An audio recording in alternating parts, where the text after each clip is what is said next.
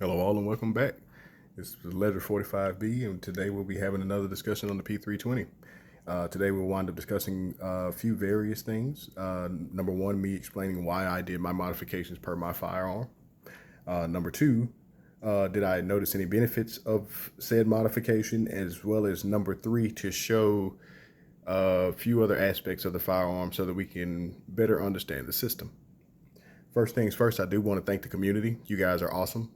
I got nothing but a bunch of positive feedback. I'm happy that I was able to help and provide a non-biased review of the firearm. With that being the case, I don't want to wind up being like any YouTuber and, having to go back and eat crow or apologize for providing misinformation. I just want to provide mechanical functional information and maybe a better explanation so that we can all understand this system. I'm not saying in any way that the system is flawed. I'm saying that any and all things that are man-made can definitely show improvements. And with that being the case, some of you guys have asked some very valid questions that hopefully this video will answer. Also, it's come to my attention that a couple of my viewers or personnel that were in the comments didn't believe that I was a armorer or even a matter-of-fact expert. Boom.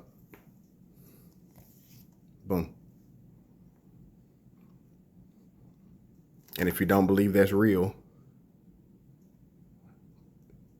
it's my original.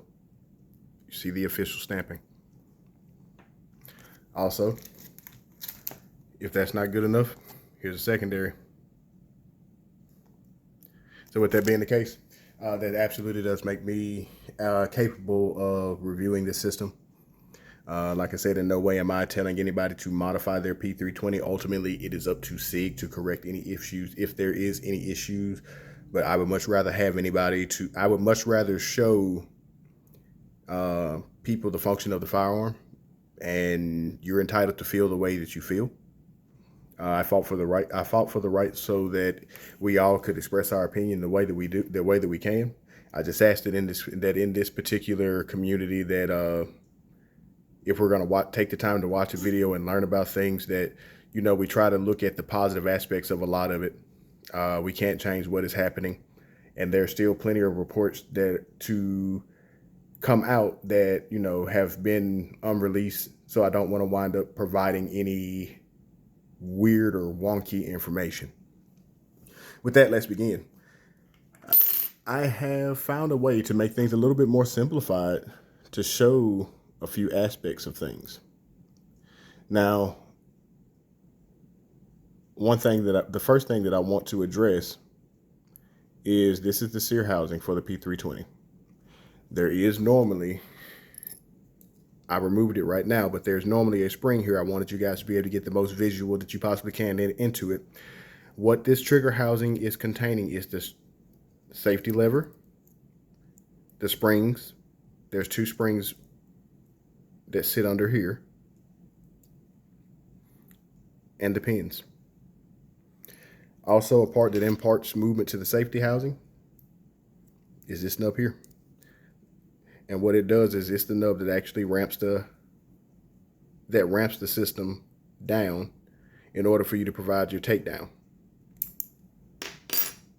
Now, why did I wind up cutting my leg off my Sear? Well, if you notice, if you look in the Sear, there's absolutely nothing else there. The only thing that Sear actually could impart once movement down, sorry about that. The only thing that Sear leg can actually catch per movement down is the back of the trigger housing itself. But this Sear has a few points of contact, so removing that leg was not necessarily an issue. But what was happening on my particular P320, and I will show you with this particular one, was that there is cropping that is on the side of the safety lever. Now, that cropping in that particular trigger housing was rubbing against that leg of the Sear. If you look here, You see all these radius bumps. Now, whether this is stamping, whether it's casting at all, these are all still prevalent, right? See if we can get a better side shot of that. Now, if you look here, you can kind of see that there's sort of a semi-cut out crop. It's semi, like there's nothing that's actually stopping them in between. And if you look in the very back, you can see the two springs on their post. Here. But what was happening was the leg on my particular Sear was rubbing that cropping. And at first I did wind up removing the cropping, ultimately deciding that I was just going to get rid of that leg altogether, because if it's not there, there's nothing for it to, if it doesn't exist, there's nothing for it to rub on. Which means that let my safety lever stay down and to where only the trigger bar movement could wind up moving it. But basically, we have 4 points of contact in the Sear housing. This pin here, which is what's driven through. If I lift the safety lever, you can see it going through the trigger housing. This pin here is also the same as your manual safety. This particular pin is one for a non-manual safety p320. This is the same pin, just for the manual safety side. But what's special about this particular pin and what its job is, and I'm going to disassemble, kind of pop this out a little bit, and I'm going to hold my finger here to prevent it from popping completely out of the FCU, or do it above. So, but when that pin goes through, see that? Let's flip it over on the side. You see the front leg of the Sear? So this pin, that means that this pin controls height of the Sear. Compress it down, put it back in. And it also controls where the safety lever sits, as it is the only pin that holds the safety lever in place. But if you see now it's back in its appropriate height. The other points of contact are the pins themselves, are the springs themselves. So with that being the case, that with this system fully assembled, there are 4 points of contact on the Sear. That leg doesn't strike me as a drop safety, and the reason why is, if that leg is there, any point in time that Sear is moving, you can kind of see it there. You can see it hitting the back of the trigger bar. Now, per my training toward Ordnance Corps, anything that would impart movement on another critical firing component other than the movement of the trigger bar is a no-go. Which, that's the reason why I ultimately decided to remove the leg on my Sear. Now, what I did also notice is that allowed my Sear to sit deeper in the FCU in takedown mode. That means that my firing pin is no longer dragging across the top of the Sear in takedown mode when I'm trying to disassemble the firearm. So that provided me a little bit more longevity to keep me from marring parts as they slide across one another. But that is the whole reasoning why I did what I did as far as the Sear. Increasing the Sear springs make the Sear more reactive. Also, with that leg removed, keep in mind that the post voluntary recall was to remove mass from the Sear. So by removing that leg, that's absolutely more mass that's removed, and it stopped the system from impeding a critical part. This is our firing pin. Now, normally you would see it in its full assembled state, but this is the housing that the firing pin sits in. In the other video, you saw where the spring goes, as well as the firing pin safety lever goes. But I didn't wind up touching in the other video this critical edge here. This ledge that I'm placing the firing pin safety, that's the ledge that we have to actually stop our firing pin. So if you wind up seeing that is a very short that is a very short amount of travel that it would take to defeat that. Like, once we get to this point, that is enough to release that, right? So keep in mind, controlling movement of the safety lever and trying to maintain and keep it down as long as we possibly can, or with as much force as we possibly can, that's going to be ultimately a upgrade to the system. It's going to definitely give it more reliability. Now, personally, like I said, not saying anything bad about the system or SIG or anything. Personally, I would love to see that have a little bit, that ledge have a little bit more height or meat to it. It would take a little, it would wind up adjusting the timing in the gun. It would take, and it would provide more time in the safety to release status, which ultimately, like I said, would be an improvement.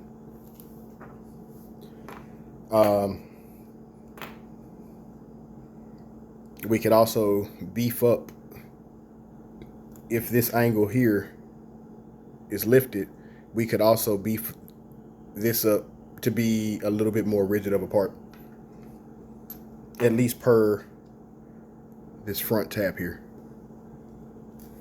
Moving forward, the trigger bars are completely different, but yet the same. I was asked to discuss how does the manual safety lock the trigger bar. This is the right side of the manual safety. If we flip our trigger bar over, we'll notice that there's a notch here. What this notch and this ramp does is, when everything's inside the FCU, this angle right here hits the top of the trigger bar and forces it down. Meanwhile, this tab here that you see catches here. Now remember, in order to fire this gun, the trigger bar has to be moving forward. So with that tab catching the trigger bar forward, it serves as an extra stop. Now, part of the reason why I chose to go with the agency trigger is a couple of different, is as a help to the system, was because of the fact that it has a trigger tab safety. The trigger tab safety engages the over travel pin that is in the p320, which is the pin that is in the at the lowest point, and it's a very narrow pin. But that pin actually is to prevent over travel to the system. But absolutely what it does, and I'll demonstrate on this beautiful example of a 45-80%. Look at that. 6 Hour never offered anything like this. This is gorgeous. And if you notice, very little play, but for the most part, this gun is pretty tight. But was so clear. Virtually, and I'll see if I can get it on camera here. I don't know if you'll be able to see it, but the trigger safety tab actually hits that pin and prevents it from going back any further. It also removes 50% of the pre-travel in the gun. How that is accomplished is by moving this tab more center line the trigger. And by doing that, it places that trigger safety tab directly under the over travel pin. So that's the reason why the trigger safety tab is not locking onto the frame. It's physically blocked inside the FCU by that pin. And if you notice, when doing that, you get with that trigger tab safety not engaged, you get very minimal movement here. This is our safety lever. This is what we're trying to fight. We want to keep that down until the trigger is moved. But that in combination, as well as just the mechanical thought process of decoupling the system by removing that leg, was my logic. It is mechanically sound logic. That the agency trigger is also an added help. It at least gives me a peace of mind and benefit because even when dealing with the manual safety model, well, now the trigger bar is locked. The trigger bar is locked in the rear, and it's being stopped in the front. Even if the trigger safety tab is pulled, well, now it's still being stopped in the rear. It's an added safety benefit. That is something that I've always asked or wanted from SIG. However, SIG never done that. Think what you like. With that being the case, also it's come to my attention that some people are assembling their P320s incorrectly. This example here will wind up showing also the benefit of the safety, why that leg is a good thing to be removed. With it allowing the sear to sit lower in the gun, when I disassemble the gun, I will not remove the slide in its totality per YouTube guidelines. But I want you to notice something. See how far that wind up going? Now my firing pin is well above or further forward my sear at this point. Well, why is that? Because my sear without that leg can move further down into the FCU of a millimeter or two, which actually prevents my striker from striking the top of the sear and damaging both the lower lug of my striker as well as the top of my sear. The only pressure I have to fight at this point is the trigger disconnect that was provided during the post recall. But whenever you're reassembling your P320, be sure to lock it back. The reason why is because it has the takedown, the slide catch, and the takedown lever have another point of engagement with one another. In fire mode, it's like it sits like this. This little sitter tab here is what we're watching. When we turn the safety lever and it ramps back, this is how it now sits, which is actually putting your sear in disassembly mode. So with the sear in disassembly mode, if that leg is still there, I noticed that my firing pin actually caught my sear and was rubbing my sear. I wind up damaging my sear at one point in time, and I replaced that sear, and once again the issue pointed back to that leg, and once I removed that leg, I no longer have that as an issue. With that being the case, always remember to lock your slide back to allow this to angle up so that the tab here can wind up sliding under it. Demonstration now. Watch here, next to my thumb. See how that goes back home? Well, now that means that my sear is now sitting completely up, which will also, you can see it there.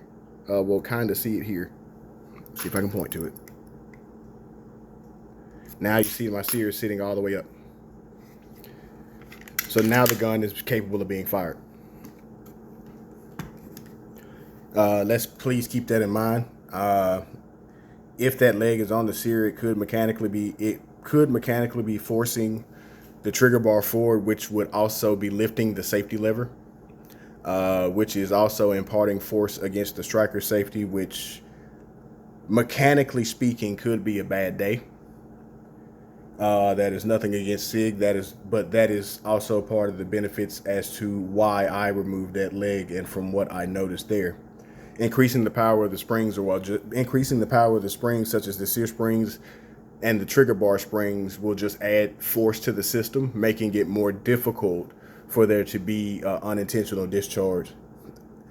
Once again, not saying that this is necessarily happening. We'll find out more in the court cases that are to come. But somebody had to necessarily try to give a better explanation as to what, at least, or how they felt was going on. I understand that SIG has to protect their reputation, and that is understandable. But once again, I look at guns as in every gun, regardless of them coming off of an assembly line, being treated as a case by case. Sometimes we just have to tweak certain things in order to get that full functionality of them out, the full functionality and efficiency out of it. So we've discussed that the agency trigger actually took out pre-travel. We discussed that it actually provides a extra barrier for the trigger to not be pulled by any other additional force besides something to physically pull that trigger safety tab. All in which I would say, and increased powered springs, all of which I would say would definitely wind up lowering the potential of a uncommanded discharge if there is truly a potential of an uncommanded discharge. But once again, I do have to thank everybody for everything that you've wind up doing. Your comments have been helpful. You've motivated me to wind up looking into this system more, as well as to try to provide more of an explanation of things. And my true goal for all of this is to keep everybody safe. And like I said, in no way am I asking anybody to modify their firearms, but if you see benefits of doing so, please understand that you're doing it under your own fruition, but the mechanical soundness is there. I've run this very same 45 since about 2020 and have had zero issues out of it. I have carried it chambered, cocked and locked in this form. And I do feel more confident in it. Now, granted, given the stigmatism of everything, I will say that I am no longer carrying any of my p320s except one. But I don't carry with one in the chamber, and the reason why is because it now is considered by my category as a carbine, not a pistol. And that'll be this bad baby. The cool thing about the Flux, check it, show clear. The cool thing about the Flux is the Flux itself has a manual safety that is integrated into the system.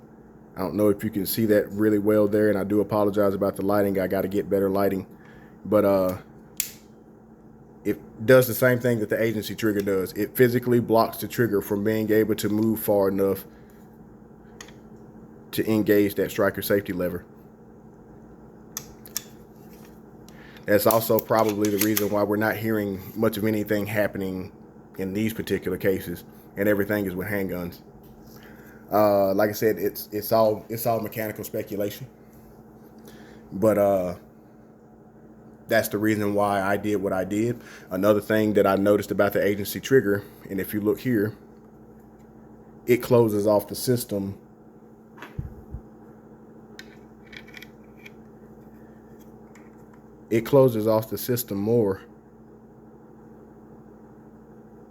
more than the agency. So there's less of a chance of anything getting wedged in here to fire your weapon. So also, I wind up taking some measurements of some of these critical components, and keep in mind that tolerance is always a +1 or a -1. So per some of the units that I had, I wind up taking those measurements. The measurement or height of the Sear here, from top to bottom, wind up measuring in 3/100ths of an inch. That translates to 0.99 millimeter. The striker safety ledge, this ledge here, wind up measuring out 400 of an inch, which also translates to 1.1 millimeter. The striker lug from top to bottom, this area here to here, measured off at 5/100th of an inch, which is equal to 1.3 millimeter. And I was also asked about the Sear safety leg that I removed. When I went back and measured one of the little tab pieces, which I do still have it here, that measurement came out to 13/100ths of an inch, or 3.4 millimeters. Now keep in mind, once again, not telling anybody to modify your firearm. If you do so, you are doing at your own fruition. I cannot and will not be held liable for a weapon system that I did not touch. So if you want to take that as a idea, please keep in mind that you're doing so at your own risk. But basically what I did was from this angle across, I just got rid of it. Nothing special. Just straight across. Now this one is yet to be done. This is the M18. This one doesn't have the issue of it rubbing the side of the safety lever. But once the Sear is in motion down, it is pressing against the back of the trigger bar. The owner has opted out to have me remove it as because this particular gun is a secondary gun, so he has no warranty on it. And that's the way that he wanted me to take care of it. He's also equipping it with an agency trigger because he now understands and feels the same way that I feel, that there was potential for improvement, and he feels like removing of that leg, as well as the way that we addressed everything else, is a better and safer method than what we currently have as far as the p320s that exist. If you like this video, hey, like me. You know, subscribe. There's plenty of other aspects of other guns that we'll wind up talking about. So if the p320 isn't for you, hey, that's perfectly fine. This video is for those people that care to understand that particular system a little bit better. But stick around. I'm pretty sure with as many ARs, both 15s and AR-10s, or LR-308s, or 1911s, there's plenty of other systems that this page will wind up covering. So they'll wind up being something that you'll wind up being able to take if you just stick around in some shape, form, or fashion. But once again, I want to thank everybody for coming back. I hope that this clarified things a little bit better for you. And I'll stick around in the comments for roughly a week, try to answer as many questions as I possibly can. And per those questions, that will determine on whether we need to do a third video on the p320. But if you feel like we need another video on the p320, also let me know that in the comments if you have any further questions. But thank you all, and we'll see you later.